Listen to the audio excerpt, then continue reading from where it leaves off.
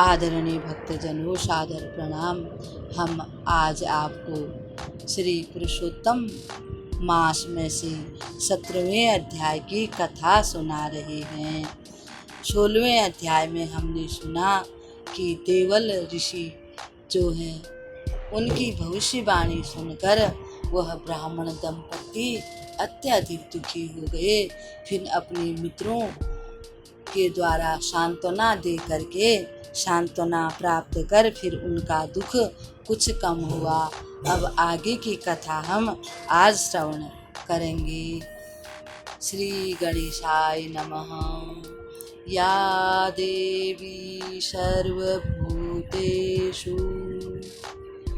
भक्तिरूपेण संस्थिता नमस्तस्यै नमस्तस्यै नमस्तस्यै नमो नमः। या देवी सर्वभूतेषु वृत्तिरूपेण संस्थिता नमस्तस्यै नमस्तस्यै नमस्तस्यै नमो नमः। या देवी सर्वभूतेषु वाणीरूपेण संस्थिता नमस्तस्यै नमस्तस्यै नमस्तस्यै नमो नमः।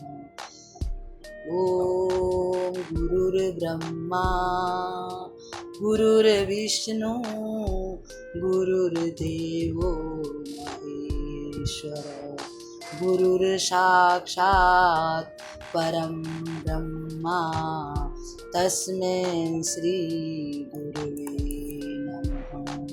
तस्मै श्री गुरुवे नमः। भक्तजनों, श्री नारद जी भगवान से प्रश्न करते हैं कि हे प्रभु, फिर आगे क्या हुआ। भगवान वर्णन करते हैं कि जो सुदेव शर्मा है, ये पुरुषोत्तम का मास इतना पवित्र है और जब अनजाने में ही उसके द्वारा पुरुषोत्तम मास का व्रत हो गया तो फिर उसका जो मरा हुआ पुत्र था वह जीवित हो गया। अब इस कथा को हम श्रवण करते हैं।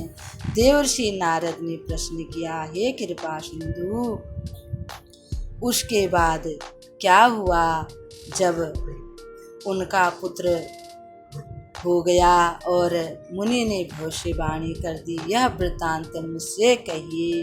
इसके श्रवण करने से समस्त पापों का नाश हो जाता है, ऐसा शास्त्र का वचन है। भगवान नारायण ने कहा। अपने पूर्व जन्म की कथा को सुनकर वह राजा दृढ़ धनुआ बड़ा चकित हो गया। वाल्मीकि ऋषि से और पूछा। वाल्मीकि ने कहा, इस प्रकार पत्नी के मुख से सांत्वना यानी कि शांतिपूर्वक वचनों को सुनकर वह ब्राह्मण सुदेव शर्मा स्वस्थ चित्त होकर हरि भगवान का ध्यान करने लगा और सोचने लगा जो भाग्य में है वही होगा, और फिर अपने काम में वह लग गया। इसी प्रकार से उनका बहुत सा समय व्यतीत हो गया। एक दिन वह ब्राह्मण के मन में कुछ शंका सी हो रही थी, मन कुछ दुखी सा हो रहा था। फिर भी वो सोचने लगा, चलो वन में जाकर के अपने बालक के लिए कुछ फल ले आता हूँ और पूजा की जो सामग्री है, फल फूल धूप समिधा पुष्प इत्यादि घर में समाप्त हो रहे हैं, वह वन को चला गया और भगवान का स्मरण करते हुए वो सारा सामान इकट्ठा करने लगा। इधर उनकी पत्नी भी घर के कामों में लग गई और वह गर्मी का समय था। उस बालक के यानी जो ब्राह्मण का पुत्र था सुखदेव, उसके मित्र आए। उनके सखाओं ने कहा, हे भाई सुखदेव, चलो सरोवर में स्नान करने के लिए जाते हैं, बहुत गर्मी हो रही है। और वह बालक अपनी माँ की आज्ञा लेकर अपने बाल सखाओं के साथ एक सरोवर में चला गया। अब उस सरोवर में सारे बालक उतर गए और स्नान करने लगे। गर्मी ऋतु होने के कारण उनको वह जल क्रीड़ा यानी जल में खेलना, पानी में खेलना बहुत अच्छा लग रहा था।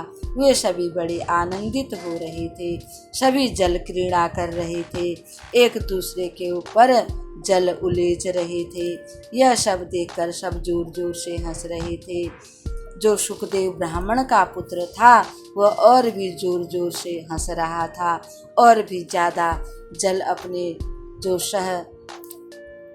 साथ में रहने वाले उसके सखा थे उनके साथ खेल रहे थे। सभी बालक जल क्रीड़ा का आनंद ले रहे थे।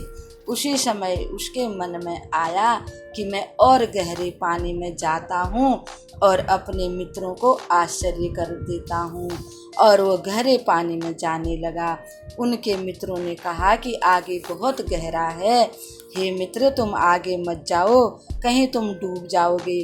परंतु वह नहीं माना और जाकर के देखो देखो मैं कितने गहरे पानी में जा रहा हूँ, ऐसा कहने लगा। परंतु उसके मित्र उसे बार बार कहने लगे कि हे मित्र तुम आगे मत जाओ, लौट आओ लौट आओ। परंतु उसने नहीं मानी। अब वह बड़ी देर से जल क्रीड़ा कर रहा था। वो थोड़ा थक भी गया था जल क्रीड़ा करते करते, और जैसे ही उसने डुबकी लगाई उसका सांस रुक गया और वह बाहर आने में असफल हो गया और उसकी मृत्यु हो गई। जब बहुत समय तक वह जल से बाहर नहीं आया, उसके मित्र अत्यधिक दुखी होकर हाहाकार करने लगे, विलाप करने लगे, रोने लगे। वे उस सरोवर के चारों तरफ से उसे आवाज़ लगाने लगे। वो इतने दुखी हो गए और निराश होकर घोर शोकाग्रस्त होकर वे उस बालक की माता गौतमी के पास पहुँचे। उन्होंने यह सारी घटना उनको सुनाई। उनके हृदय पर मानो जिस किसी ने वज्र का घात कर दिया हो।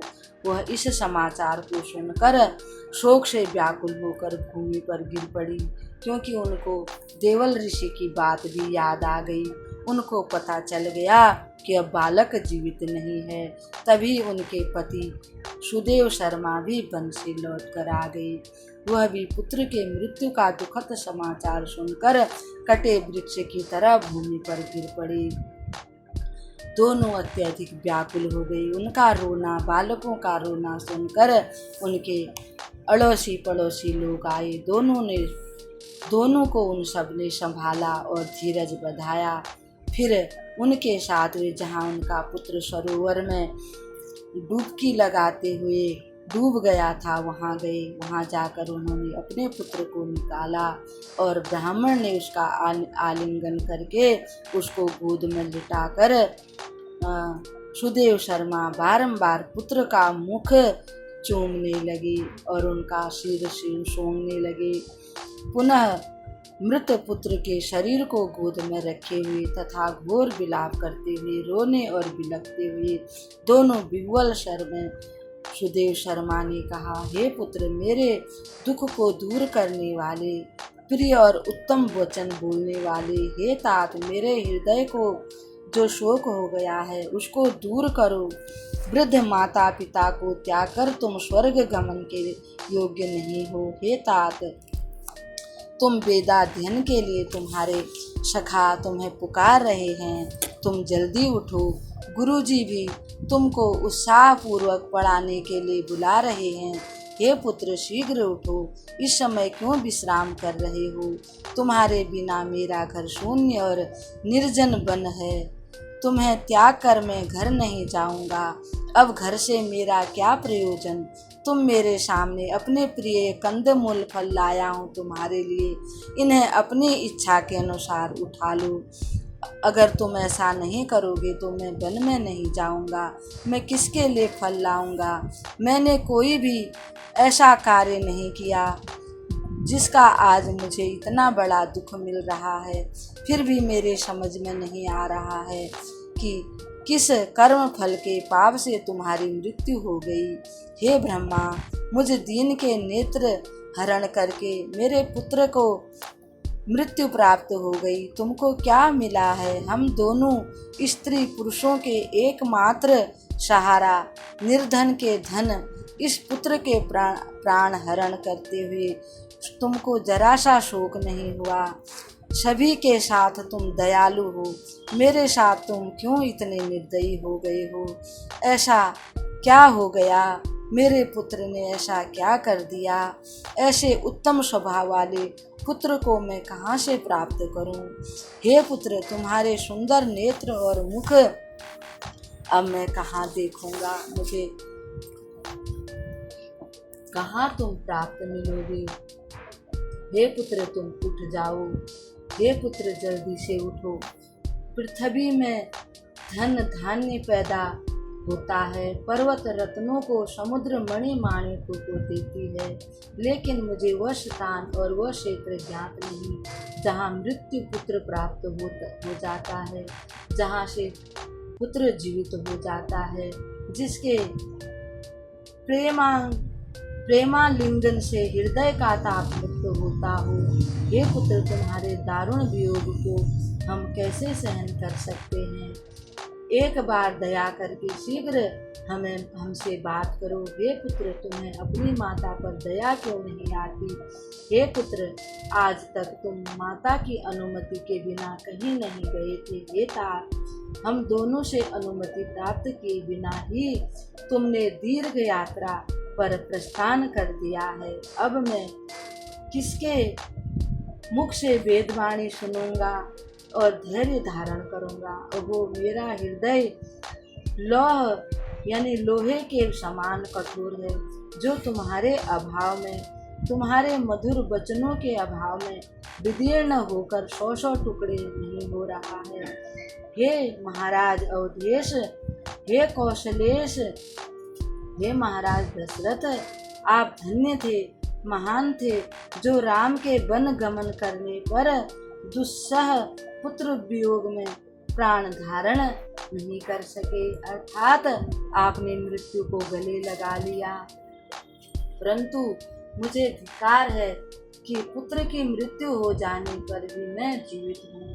हे माधव, हे मुकुंद, हे विष्णु, हे पुंडरीकाक्ष, हे माधव, हे ऋषिकेश, हे यदुनाथ, रुक्मणीपति श्री कृष्ण दीनानाथ, दीन बंधु दया सागर, पुत्र वियोग रूपी शोकाग्नि से विरह मेरे दुख को हे दयालु मेरी रक्षा करो। हे देव देवेश्वर, हे त्रैलोक्यनाथ, हे योगेश्वर, हे बंशीधर, हे ब्रजराज गोपाल गोविंद चक्रधारी, हे कालिंदी के प्रिय विश्व दोष हरता, मुझ पुत्र वियोगी विरह की रक्षा करो। हे मधु कैडव हारी, क्षीर सागर वासी, वैकुंठपति पर ब्रह्म परमेश्वर, हे नरकासुर हारी, हे विश्वाधार, हे विश्वेश्वर, हे भवसागर उद्धारक, हे ब्रह्मादि देवों द्वारा पूजित, मुझ पर दया करो, मुझ पर दया करो, मेरी रक्षा करो। हे प्रभु, मेरे तुल्य सठ अन्य नहीं है। मैंने देवकी यानी माता देवकी के पुत्र श्री कृष्ण भगवान के वचनों की उपेक्षा कर पुत्र कामना की। कौन भाग्यहीन भाग्य में न रहने वाली वस्तुओं को प्राप्त कर सकता है? यानी मैंने जबरदस्ती पुत्र प्राप्त करने के लिए आपसे कहा था, इसीलिए आज मुझे इतना दुख भोगना पड़ा। इति श्री बृहद नारदी पुराणे पुरुषोत्तम महात्मने श्री नारद नारायण संवादे दृढ़धनो व्याख्याने सुदेव विलापे नाम सप्तदशो अध्याय समाप्तः। भक्तजनों, आज ये 17वां अध्याय को हम यहीं पर विराम देते हैं। कल आपको 18वें अध्याय की कथा श्रवण कराएंगे। तब तक के लिए हम आपको प्रणाम करते हैं। ओम श्री परमात्मे नमः। आप सदा प्रसन्न रहिएगा, सुखी रहिएगा।